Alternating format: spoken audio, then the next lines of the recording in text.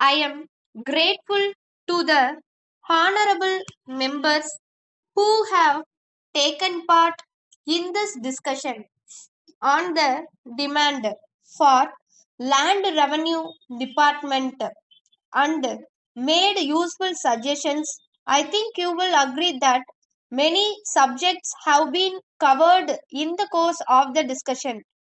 I will try to reply to as many points as possible. First of all, I would like to take up the question of land reforms. It has been said that the government are going on giving some reason or another for not tackling the problem. I submit that the government have begun to deal with this problem and they are doing their best in that direction. Honorable members are aware that we have passed many pieces of legislation so far as this matter is concerned. From this, it will be seen that the government are doing something to tackle the problem. At the same time, I admit that the problem has not yet been fully tackled. We are doing our best step by step. In this connection, I would like to point out that the object of land reforms is to get rid of the non cultivating tenants as far as possible, to give fixity of tenure to the cultivators and also to fix fair rent. I would like to make it clear that these are the main principles governing land reform. As regards the elimination of middlemen, something has been done by the government already.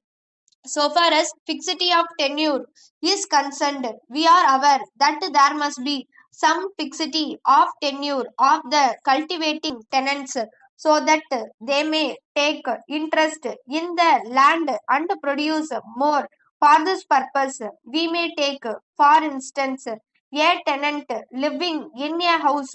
We know that he will not take any interest in the proper care of the house, but on the other hand, if he has a house of his own, he will take care of the house. He will see that necessary repairs are carried out from time to time, and he will see that the house is well maintained. He does so because he is interested in the house as its owner.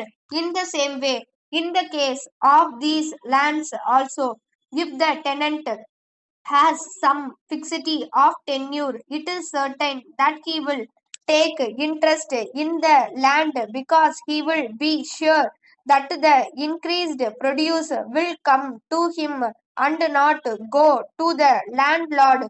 That is the reason why the government want to bring forward legislation so far as fixity of tenure is concerned.